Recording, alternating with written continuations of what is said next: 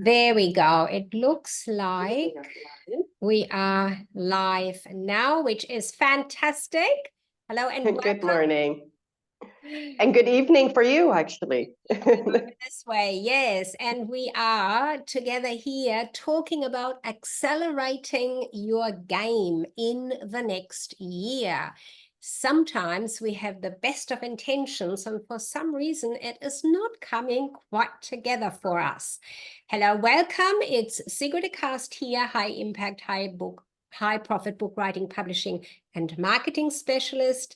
I help you write a book that will serve as a tangible representation of your brand and as a testament to your knowledge and experience. And I welcome Carolina Bakker with me. Hi, Carolina. Nice to have you with me again. Nice to be here again. Thank you, Sigrid. Carolina is an intuitive coach who empowers people to break through to their next level by reconnecting to their authenticity. And Carolina, you'll tell us more as we go along, I'm sure, all the finer details as we share our insights on this topic today. Wanting to accelerate, wanting to do more and better, but feeling conflicted about it. Something that you experience when you talk to your clients? Tell us more about that. Well, yes, of course. And I think everybody in this is not an odd thing to have. This is not something that we that not everybody has this, to be short in that. Because everybody has this moment where they say, okay, I'm gonna set a goal, and you have every intention of reaching that goal. And during the process, you find that simple things you forgot. You forgot to do that daily routine that you were so invested on scheduling every day, or you forgot that you were always supposed to go to the gym on Wednesday, or you forgot to do your finances this week because that was what you were supposed to do every Friday. And you find that very often you then say, yeah, but I have a good excuse. Those excuses are usually the things that are most popular to all of us is I didn't have time, or I didn't have the right support, or well, in a lot of cases, when you want to do something that will cost you a bit of money, I didn't have the finances at the moment. And so we let those things hold us back. So those are sort of like excuses that we come up with to say that we want to do something, we want to achieve something, but then we have excuses. Would you call that excuses, that you couldn't do this and you couldn't do that because of reason? Well, and that's the difference. Where's an excuse and where is a reason, right? What would you call an excuse and what would you call a reason? I would say an excuse is something that we figure out afterwards. And a reason is something that we give upfront to not do something. There's nuances in that because reasons can be excuses. Excuses can be reasons depending on how you use them.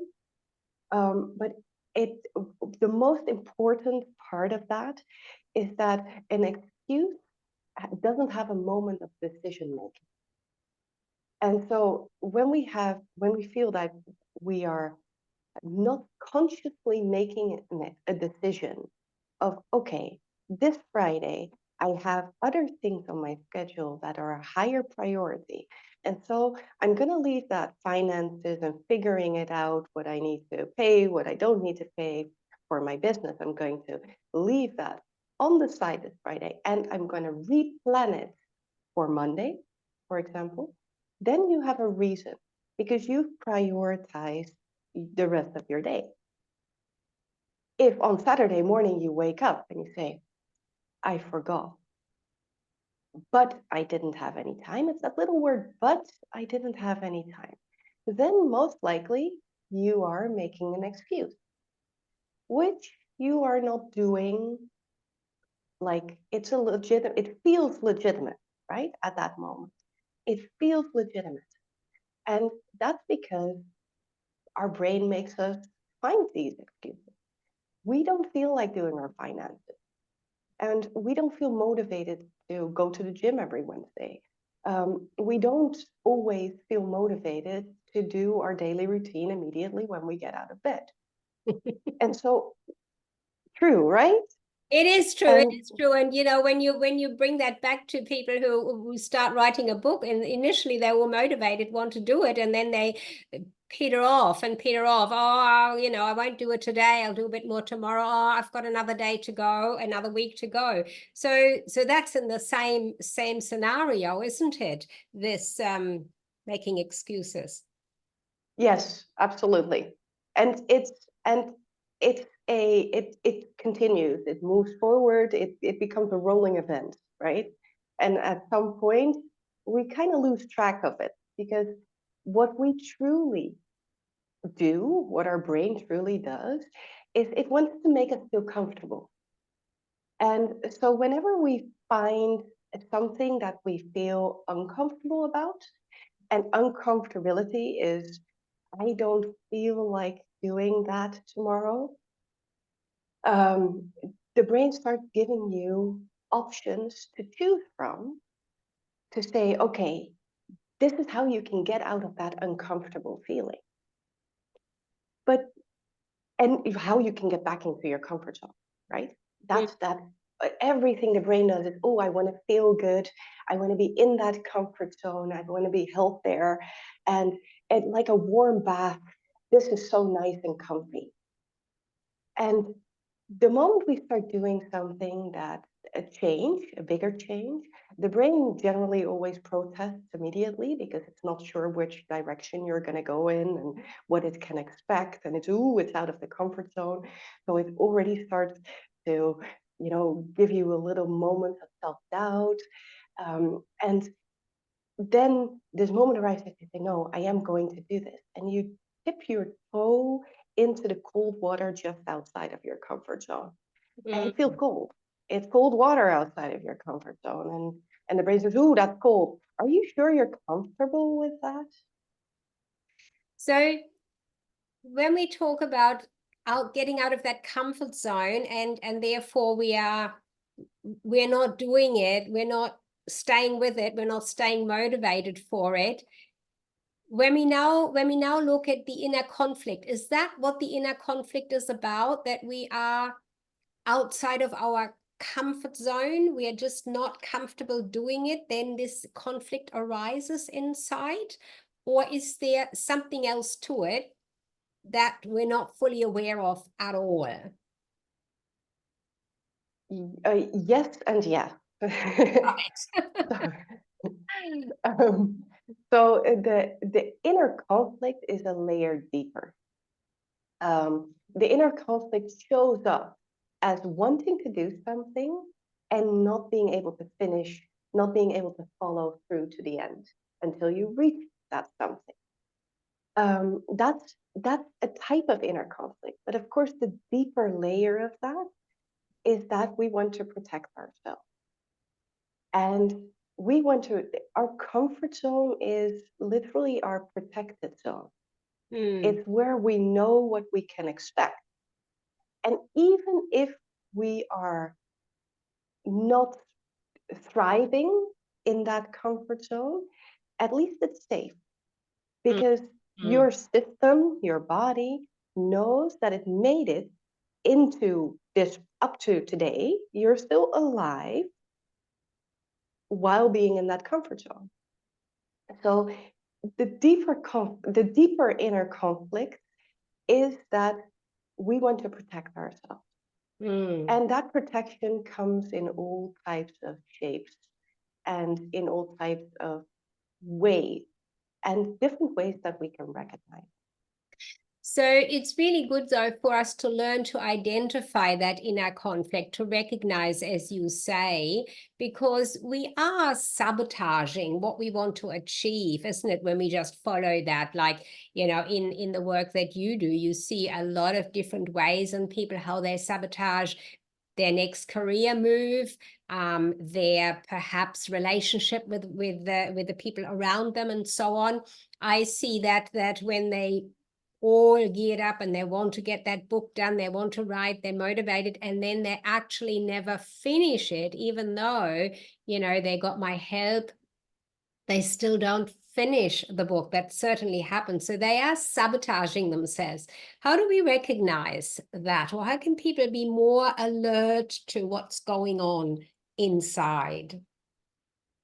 So the first thing is to notice the thoughts that you have, of course, which go hand in hand with feelings.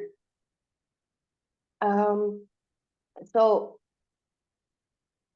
what a lot of people have, without noticing, have this little voice in their head that's giving them self-doubt.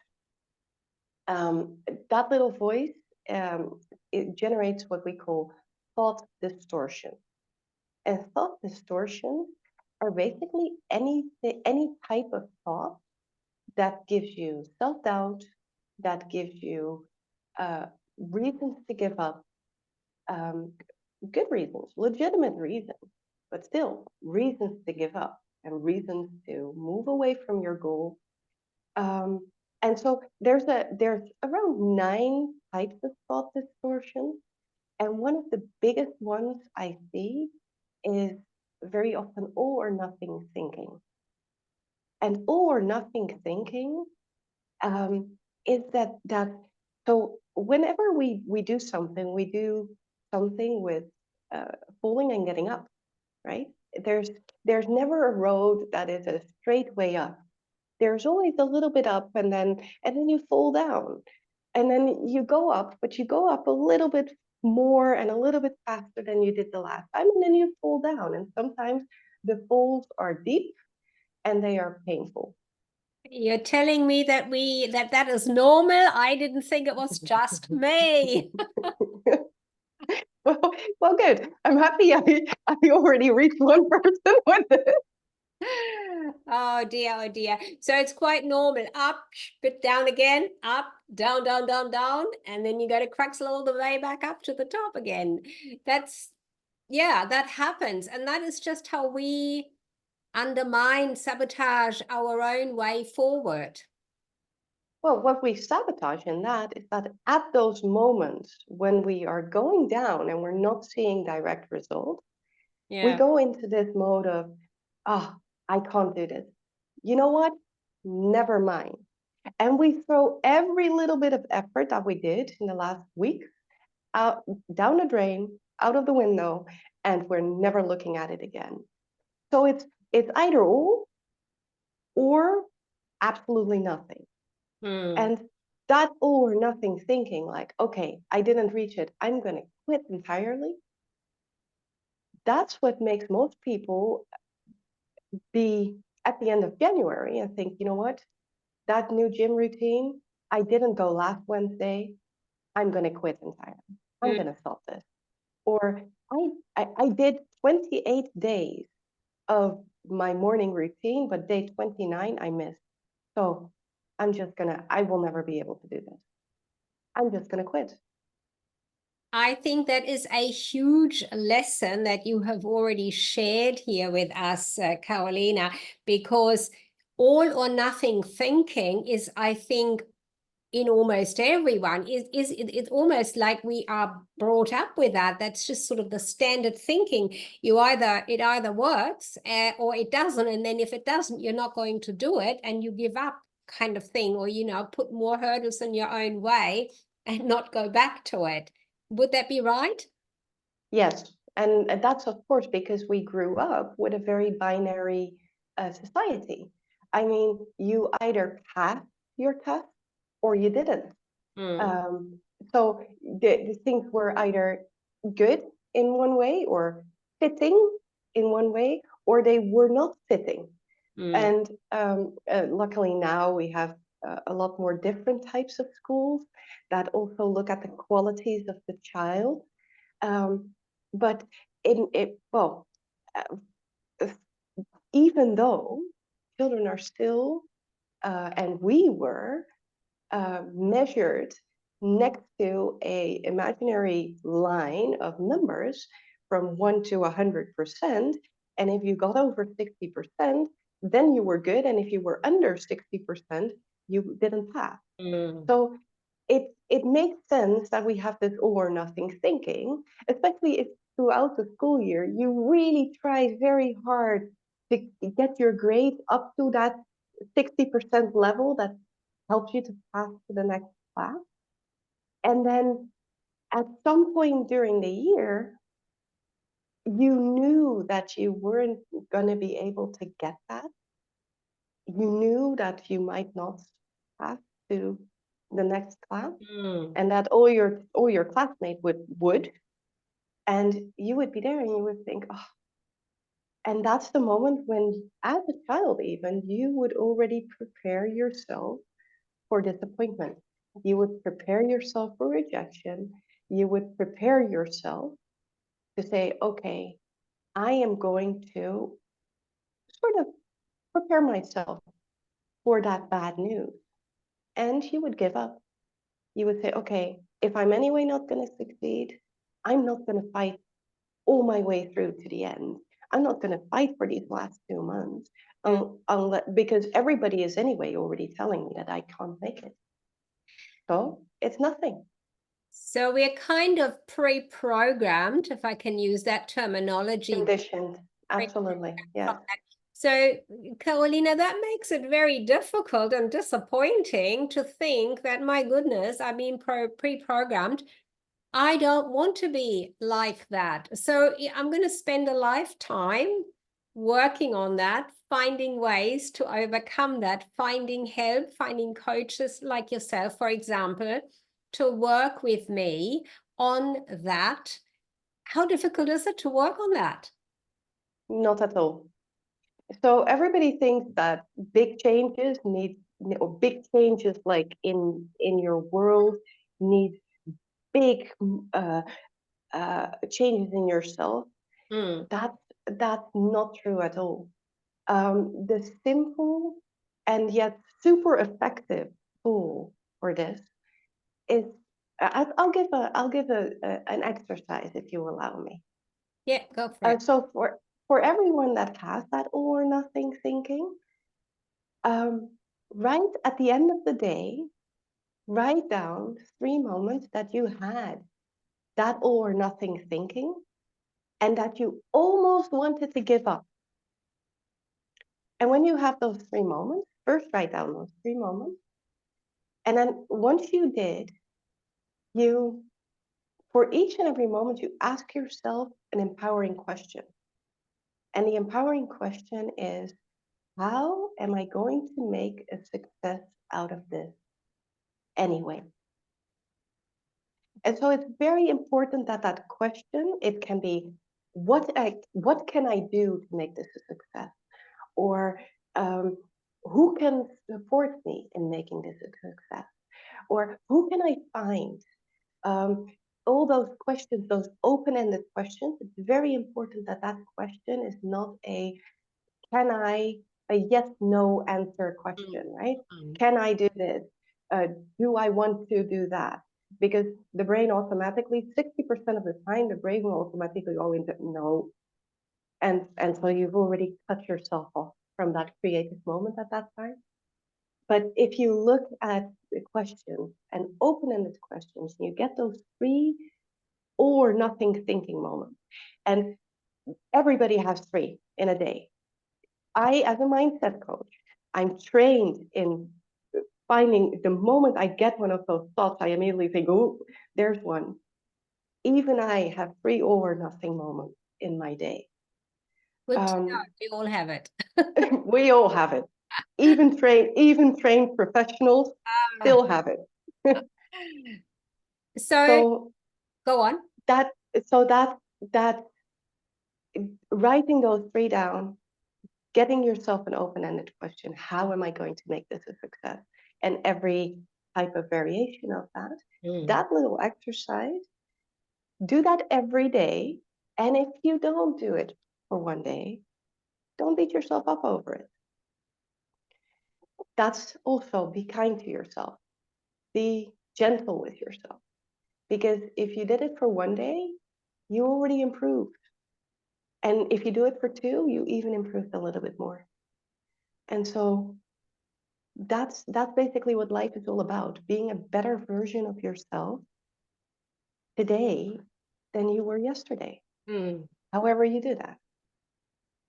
So it's practicing it. Is first of all, of course, it's knowing that we have thoughts and feelings that kind of put us into this conflicting area quite easily, because we are kind of pre-programmed for this all or nothing scenario. There's probably very few people who have not experienced that and have come off that early in their life. Most people take that right through a large portion of their life, and that really interferes with us to achieve these much bigger dreams or this new direction. So this all or nothing is not a very good way of thinking, because it kind of cuts you off from exploring more, is what I'm hearing. And your tip here is to look at least 3 moments every day, but not beat myself up when I don't. So looking at 3 moments where, you know, that came into play, and through that you can really come out of it. Now, we've chatted about this before, that you know, writing things down, there's a lot of ways of bringing those thoughts and ideas onto the page so that you can go back over them. That is very useful. So from my experience, anything writing, whether that is a daily diary affirmation, or you're using snippets of your day and your experiences for a book eventually, that can be quite expanding on your thinking and expanding in what you've just shared with us. How do you see that, just writing in general, as a, even just as a method of bringing those thoughts into reality, but letting go at the same time? So I think if we keep everything in our head, we allow ourselves to go in a million directions. And I think writing, our writing, as well as speaking things aloud, using more than one sense, like our senses, helps us make deeper realization. And so not only when you write things down, you are using your kinesthetic sense, you're using your feeling, you feel the pen in your hand, and on top, you're visualizing your thoughts with your eyes, which makes it much more tangible for the brain to process. And so it will process the information that you have much better. And writing things down with a pen and a paper, or writing things down with a keyboard, it's the same, it's touch, right? So you're using 2 senses more than you do than when you would just keep it in your head. That is excellent. So we could leave the listener with the direction, with the suggestion, perhaps with the tips that you've just given us, to really immerse yourself into whatever you've done throughout the day, to take a moment at the end of the day and recoup what you were doing, looking at 3 specific moments where this all or nothing thinking happened, and expanded from there, is what what you're suggesting. Yes. What is the one direction that you want to leave everyone with? Now we've got those details, and anything more to share on that, or is that's the big one, to really stop, think, and write it down, or think about it, at least hold it in your mind? Yes, because what happens is that once you start to write things down, you start to notice it more often. And I think that every change starts with awareness. you cannot change what you cannot see. You cannot change what you cannot notice. So just a simple act of noticing and writing things down will it will support you in finding more of those moments, and it will support you, and at some point you will find them throughout the day. You'll think, oh, I did it again. Do I really want to think this? Or do I want to go into a different direction? And that's when you have, from awareness, you create choice and you can create decision making for yourself. And so, yes, I believe that this is where it all starts. Fantastic. I thank you for your time and sharing your valuable expertise with us again today, Carolina. Welcome. So, to accelerate your game in the new year, getting out of that conflicting thinking to do everything you want to do, what we shared, what we've heard from you is that those thoughts and feelings you have around things, really take the time at the end of every day and recall 3 things where you had some sort of all or nothing thinking. Now, I'm going to put a pad here next to my computer to do exactly that, because I'm a very big all or nothing person that I've just realized in our sharing this information. Thank you for your time, and fantastic to have had you here again, being able to get your expertise. Any parting words from you? I think that for today, I would like to wish everybody a merry holiday season and a good start of 2024. I believe that we are up for a great year, and I wish everybody an amazing start. So do I. Fantastic celebrations, however you celebrate your time at this time of the year, wherever you are, whoever you are celebrating with, all the very best, and to a fantastic, wonderful new year with doing exactly what you wish to do, keeping up your motivation and getting those conflicting ideas and thoughts out of your system. Thank you, Carolina Bakker, for this, and signing off, Sigrid Thank de you, Kaste. Sigrid. Thank you.